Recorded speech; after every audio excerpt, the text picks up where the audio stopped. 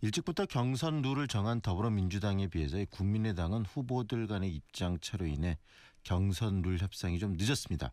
본격적인 레이스가 이제 시작이 됐는데요. 손학규 국민의당 대선 경선 후보와 함께 대선 출마 이유 그리고 호남에 대한 이해와 관심 정도 등을 점검해보는 시간 같습니다. 손학규 국민의당 대선 경선 후보 연결돼 있습니다. 안녕하십니까 후보님? 예, 안녕하십니까? 네, 하루하루 굉장히 바쁘게 지내시죠? 네네. 네, 경선 룰 결정이 좀 많이 늦었습니다. 그 이유가 어디에 있을까요? 뭐 그렇게 늦었나요? 그리고 그 국민의당에서는 완전 자유 경선을 하기로 했죠. 네. 그런데 그 기본적인 원칙을 네. 안철수 후보 측에서 나중에 뒤집은 거예요. 그래서 뭐 자유경선 40%, 여론조사 30, 뭐 공론조사 30, 뭐 이렇게 해갖고 그것 때문에 좀 시간을 끌었죠. 네. 그러다가 원래 약속에다가 여론조사 20%를 포함을 했죠. 근데 저는 여론조사 모바일은 선거 투표에서는 안 된다. 여론조사가 정확성도 없는 데다가 네. 또 이제 비밀 투표나 뭐 보통 선거 이런 선거의 네 가지 원칙, 즉 직접 비밀 보통 평등 선거 원칙에 어긋난다. 이래서 거부를 하다가 뭐 그렇다면 할 수 없다고 그러고 받아들였는데 그 뒤에 또 뭐 선거 날짜 갖고서는 뭐 이랬는데 네. 워낙 4월 9일 날 한다고 그렇게 양해가 돼 있었는데 그걸 4월 2일 이전에 하자 뭐 그래서 시간이 좀 걸렸습니다만 또 당에서 그렇게 중재를 해서 저희는 받아들였는데 그걸 또 이제 상대방에서 안 받아들이고 그래서 시간이 걸렸었죠. 일단 뭐 안철수 후보 측에서 여러 가지 그 입장 차이들을 이야기했기 때문에 생각보다 좀 늦어졌다. 근데 애시 당초는 완전 자유 경선이 기본적인 원칙이었다. 이런 말씀이신가요? 예, 그랬었죠. 네. 네. 그렇다면 이번 국민의당 경선 룰 손 후보께서는 좀 만족하십니까? 아니 저는 원래 네. 모바일 선거나 전화로 하는 것은 선거는 안 된다 이런 원칙이었죠. 네. 그러다가 양보를 한 거죠. 20%의 이 소위 말해 여론조사를 양보해서 이루어진 결과다 이 말씀이시네요. 네, 그렇습니다. 네.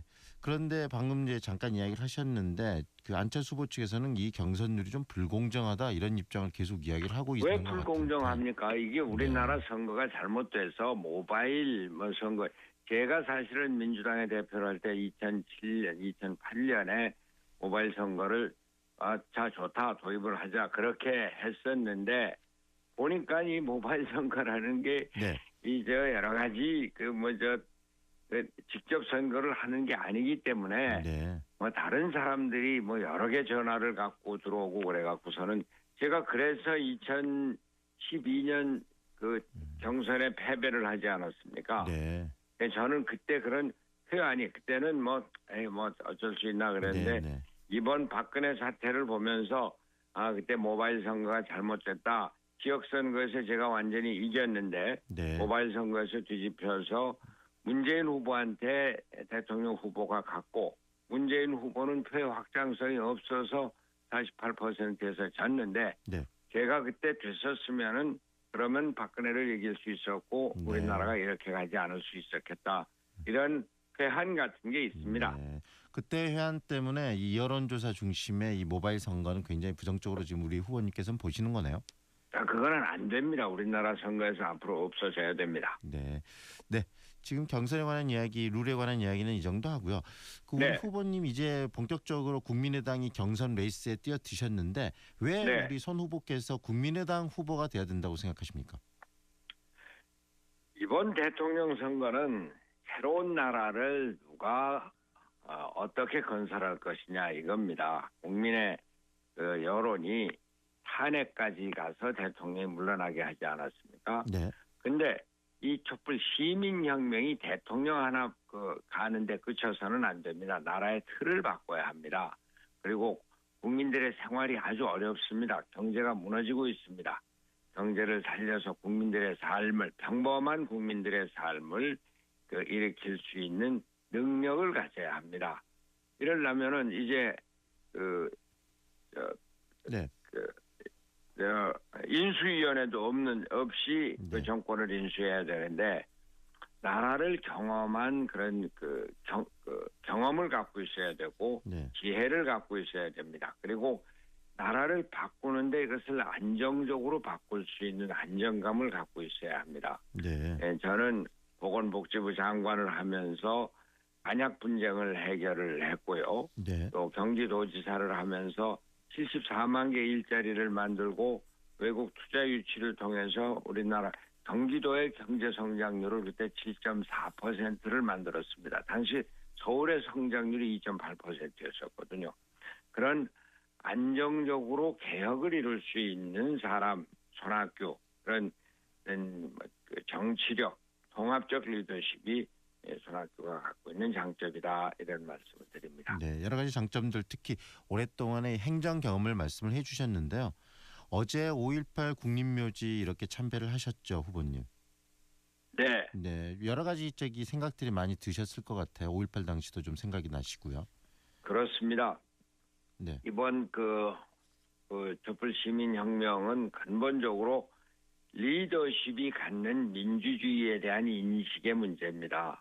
박근혜 대통령이 도무지 사회생활을 해보질 않았고 국민의 생활을 모르는 사람입니다. 민주주의라고 하는 것은 일반 백성들의 삶에 들어가서 그들의 고통을 정치에 반영하는 것, 이것이 민주주의인데 네.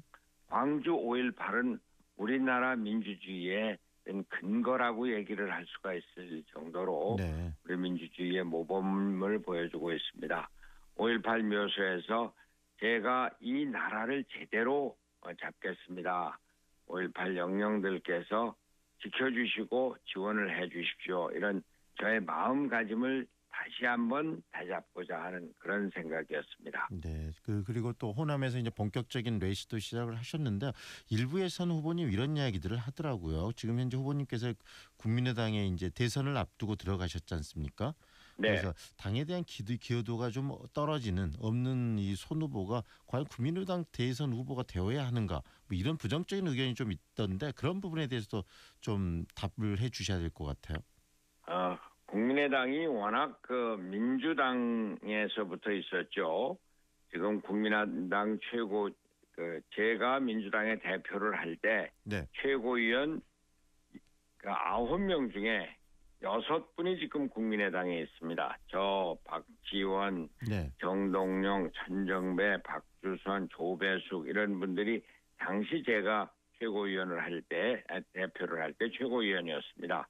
제가 국민의당 지금 이번 지난 4.13 총선에 나왔던 국민의당 그 자체에 대한 직접적인 기여는 없을지 모르지만 국민의당이라고 하는 것이 우리나라 민주주의 야당의 어떤 적통을 이어받은, 특히 호남에서 적통을 이어받은 정당이기 때문에 제가 기여를 한 바가 없다. 그것은 말이 되지 않고요. 네.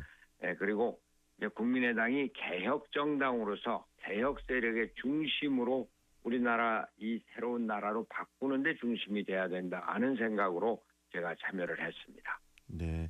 그런 부분들 결국은 이 국민의당의 전신이 또 더불어민주당과 연관성이 있고 끊임없이 야당으로서 활동을 해오셨기 때문에 그런 부분들은 말이 안 된다는 말씀을 해주셨고요. 그렇습니다. 그렇다면 이 안철수 후보나 또 박주선 후보와 다른 우리 손 후보만의 장점이 있다면 어떤 게 있으실까요? 우선 국정의 경험이죠. 제가 그리고 살아온 삶입니다. 제가 말씀을 드렸습니다만 박근혜 대통령이 세상살이를 조금이라도 해봤으면, 그리고 그 나이에 모든 다른 우리 젊은이들이 민주화 운동에 뛰어들고 탄압을 받고 했는데 민주화에 대해서 조금이라도 이해가 있었으면 이렇게 국정을 농단하지 않았을 겁니다. 네. 도무지 같이 사람을 살아보지 못했으니까 결국 한두 사람에게 의존하는 게 최태민, 최순실이 됐고 네. 그 최순실에 의해서 국정이 이렇게 농단이 된 거죠. 민주주의를 해보질 않았으니까 강요회의도 하지 않고 강요들과 대면 접촉도 하지 않고 그냥 세월호 7시간은 집무실에 나와 있지도 않고 관저에 앉아서 뭐를 했다고 하지 않습니까? 네. 민주주의에 대한 경험이 필요합니다. 네. 한참 민주주의 젊은 나이에 야 우리나라가 민주화가 되어야 한다라고 하는 이런 그 국민들의 아픔을 제대로 느껴보지 못한 사람이 그 나라의 지도자가 됐을 때 나라를 민주적으로 지도하지를 못합니다. 네. 저는 그 20대 학생 운동에서 30대 반유신 민주화 운동, 또 빈민 운동, 노동 운동을 했고요. 그리고 세계를 보기 위해서 영국에 나가서 공부를 하고 박사하기도 하고, 바로 그러한 바탕으로 경기도지사가 됐을 때 전 세계를 7바퀴 반이나 돌면서 네. 세계적인 최첨단 산업을 유치해 와서 74만 개 일자리를 만들 수 있었습니다. 네. 이런 네. 살아온 삶이 다르고요. 네. 또 제가 직접 경험한 국정의 경험이 다릅니다.